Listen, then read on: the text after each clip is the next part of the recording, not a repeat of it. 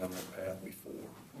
It was one of the reasons that we were so aggressively trying to get him signed in the fall so that we could, help facilitate this is the road that you need to take academically. And honestly, he got here, I can't remember if he got here first summer or second summer, but he was here, in July in our preparation for the Bahamas, so it really wasn't as big a deal as he thought it was. Was it Bill who first saw him? Yeah, we knew about him from Florida Atlantic, then we got on and saw a bunch of tape. And then as soon as we could get out in July, that's when we saw him for the first time in one of the events, one of the junior college events. Did you felt like he was going to be a good player? Did you think he would have this type of an impact his first year at SEC level? I did. Yeah, I did. I thought I was hoping it would come quicker. I'm not easy to please. You probably realize that by now. I wanted him to do it right out of the gate. It took him a little longer to get comfortable in that role. And then confidence is such a big key, and he's obviously playing very confidently right now. I just knew physically he's special. He's got the physical strength to do it.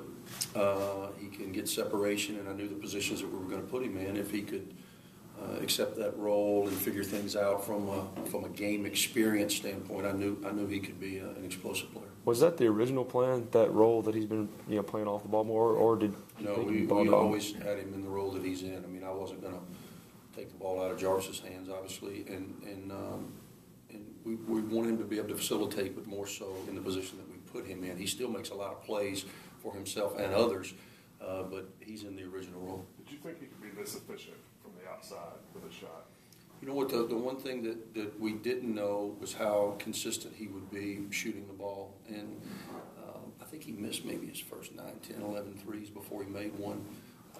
And once he started playing well, I think the game that really broke out for him was Cincinnati. Not many people saw that down in Florida, and he really played well against a good Cincinnati team. And from that point forward, I think he exhaled and said, "Hey, I can do it at the level coaches been telling me I can." This week, Mark Fox is pretty effusive in his praise of you guys, on the SEC teleconference. When you look at Georgia, that was a tough game in Athens, a close one. Have they changed at all? Or are they the same kind of team? We've all evolved a little bit. That was 9 games ago.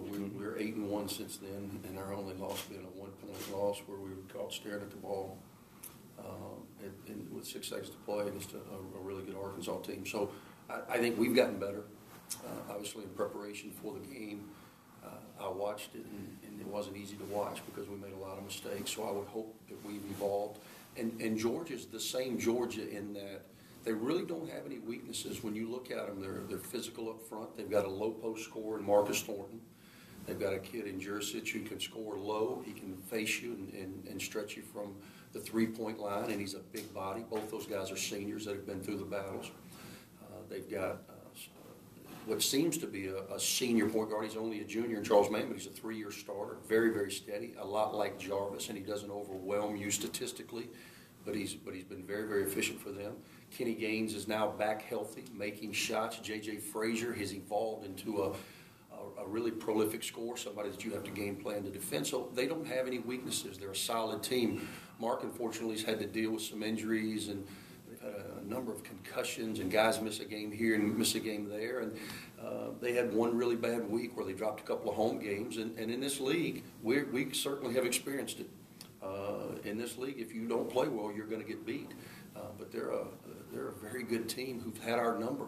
So we got to make sure that we play well Wednesday to give ourselves a chance. What is it about this matchup, I guess, that makes it so close? The last 3 meetings have seemed to come down to the last possession. I just think, if you look at it really, since Mark has been there, he and I are good friends, and we talk about it in the off season. Every game that we've played, with the exception of maybe 1 or 2, have been a possession here, a possession there.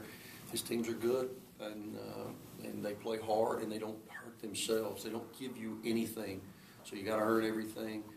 You've got to be efficient offensively, and we've got to do a good job off our glass. They always bring a very physical aspect to their play.